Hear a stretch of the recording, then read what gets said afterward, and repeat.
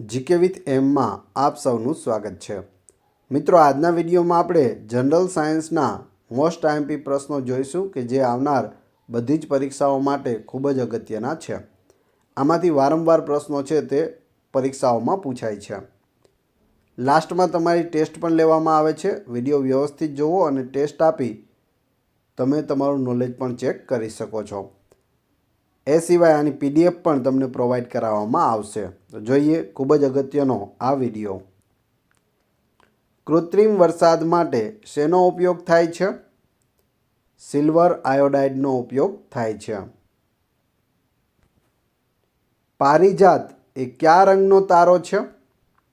લાલ રંગનો તારો છે પારિજાત।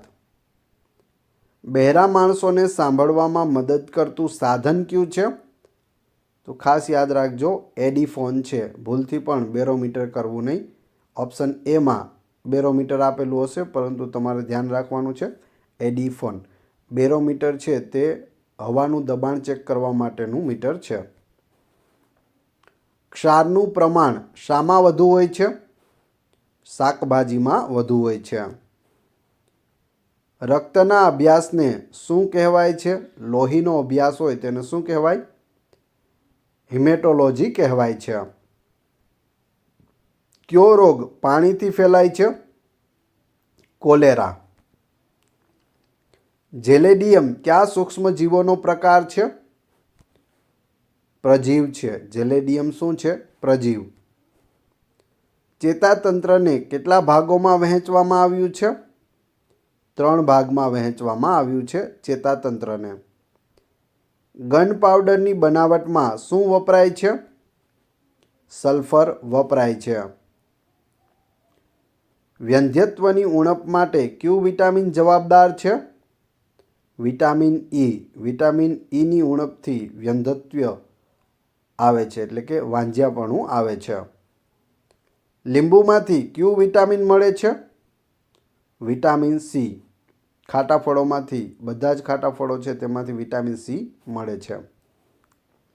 એલપીજી ગેસનું પ્રમુખ તત્વ કયું છે? પ્રથમ તો એલપીજી। એલપીજીનું પૂરું નામ શું થાય? Liquefied petroleum gas. તેનું પ્રમુખ તત્વ છે પ્રોપેન। બિલોરી કાચ વડે દૂર રહેલી વસ્તુનું કેવું પ્રતિબિંબ મળે છે? નાનું અને ઉલટું પ્રતિબિંબ મળે છે। દૂરની વસ્તુ હોય તે આપણને નાની દેખાય છે અને ઉલટું પ્રતિબિંબ મળે છે। ન્યુમોનિયાનો રોગ કોની સાથે સંબંધ ધરાવે છે? ફેફસા। ન્યુમોનિયા થયો હોય તો શ્વાસ લેવામાં તકલીફ થાય છે અને ફેફસામાં ઇન્ફેક્શન થાય છે। વૃદ્ધિ, સંવેદનશીલતા, શ્વસન તથા ઉત્સર્જન જેવી લાક્ષણિકતા ધરાવતી વસ્તુને શું કહેવાય? તો તેને સજીવ કહેવાય। સજીવમાં શું હોય? એક તો એની વૃદ્ધિ થતી હોય, સંવેદનશીલતા હોય, તેમાં શ્વસન હોય તથા ઉત્સર્જન જેવી લાક્ષણિકતાઓ હોય। વિશ્વનો પ્રથમ માનવ સર્જિત ઉપગ્રહ કયો છે? સ્પુટનિક છે। કમ્પ્યુટર વિજ્ઞાનમાં 1 કિલોબાઇટ એટલે કેટલા બાઇટ થાય? 1024 બાઇટ થાય। 1 KB બરાબર બાઇટ 1024। કયો પદાર્થ કાર્બનથી બનેલો નથી? ચાંદી છે તે કાર્બનથી બનેલી નથી। મનુષ્યની જીભમાં કેટલી ગ્રંથિઓ હોય છે? લગભગ 3000 જેટલી ગ્રંથિઓ હોય છે, જેના કારણે આપણે કોઈ પણ વસ્તુનો ટેસ્ટ લઈ શકીએ છીએ।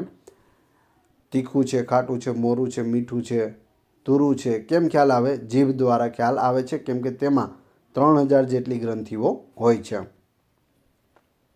કયા પ્રકારની જમીન બાંધા વગરની હોય છે? તો રેતાળ જમીન છે તે બાંધા વગરની છૂટીછવાઈ હોય છે। સૌથી વધુ ઉપગ્રહો કયા ગ્રહને છે? શનિ ગ્રહને છે। 146 ઉપગ્રહો આવેલા છે, જ્યારે ગુરુ સૌથી મોટો ગ્રહ છે, પરંતુ તેને 95 ઉપગ્રહ આવેલા છે। વચ્ચે બંને આગળ પાછળ થતા હતા।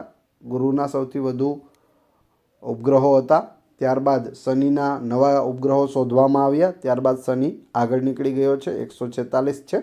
ગુરુ પાસે હાલ 95 છે. લોહીમાં શર્કરાનું નિયમન કોણ કરે છે?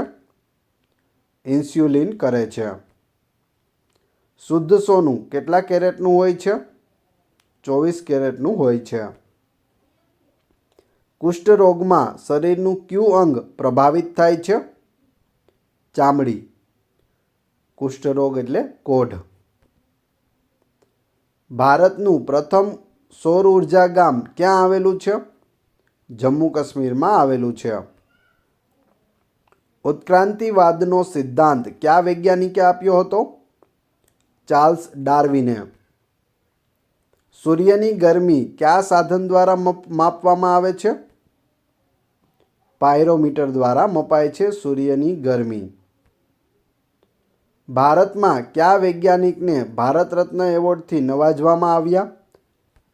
જવાબ આવશે સીવી રામન, એપીજે અબ્દુલ કલામ અને CNR રાવ. આ ત્રણેય એવા વૈજ્ઞાનિક છે કે જેઓને ભારત રત્ન એવોર્ડ મળ્યો હોય. છેક 1954માં ભારત રત્ન એવોર્ડ આપવાની શરૂઆત થઈ ત્યારે પ્રથમ એવા વૈજ્ઞાનિક સીવી રામનને આપવામાં આવ્યો હતો અને ત્યારબાદ એપીજે અબ્દુલ કલામને અને ત્યારબાદ CNR રાવને મળેલો છે. બ્રેડ, બિસ્કિટ કે કેક બનાવવા કઈ ફૂગ ઉપયોગી છે? યીસ્ટનો ઉપયોગ થાય છે બ્રેડ, બિસ્કિટ ને કેક બનાવવા માટે. દાદર ખરજવું શાનાથી થાય છે? તો ફૂગ દ્વારા થાય છે દાદર અને ખરજવું.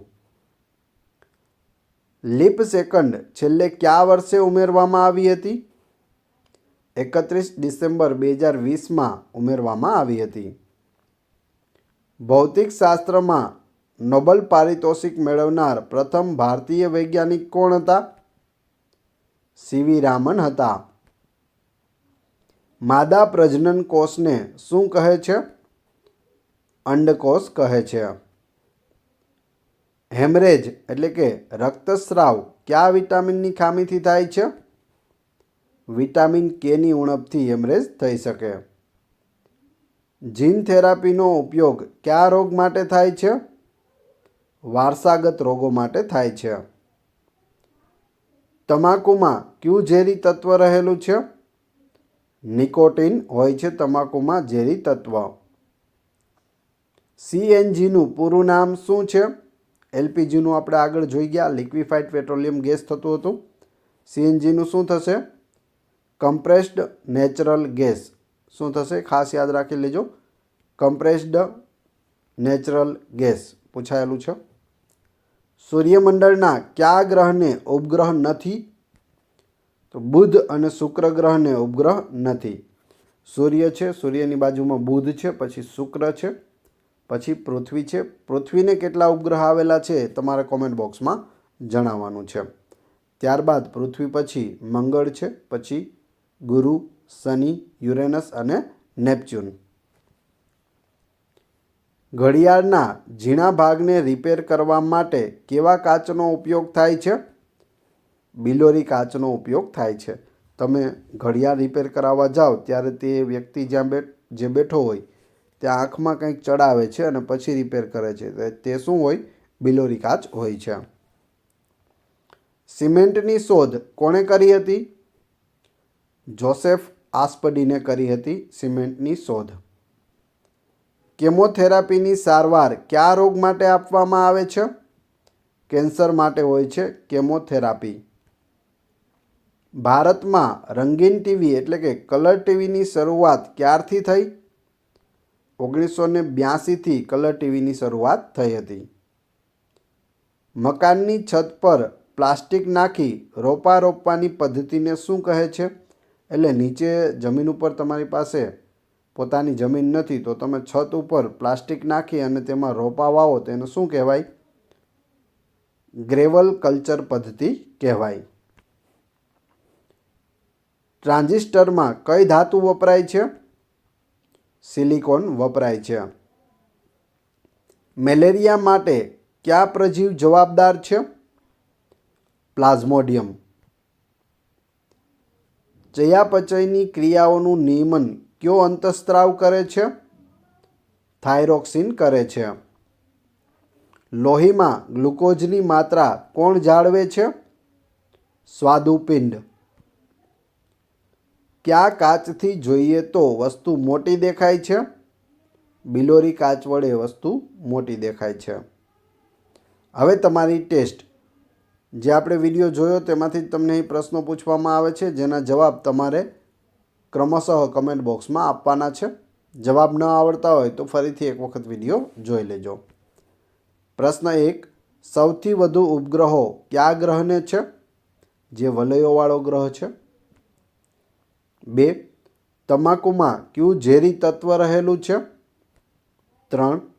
ભારતમાં રંગીન ટીવી એટલે કે કલર ટીવીની શરૂઆત ક્યારથી થઈ હતી? અને 4. કૃત્રિમ વરસાદ માટે શેનો ઉપયોગ થાય છે? 4-4ના જવાબ ક્રમશઃ કમેન્ટ બોક્સમાં આપી દેજો. આની PDF મેળવવા માટે તમે ટેલિગ્રામમાં GK with AM ચેનલની મુલાકાત લઈ શકો છો, જેની લિંક ડિસ્ક્રિપ્શનમાં આપેલી છે. વિડીયો પસંદ આવ્યો હોય તો લાઇક, કોમેન્ટ, શેર અને સબસ્ક્રાઈબ કરવાનું ના ભૂલશો.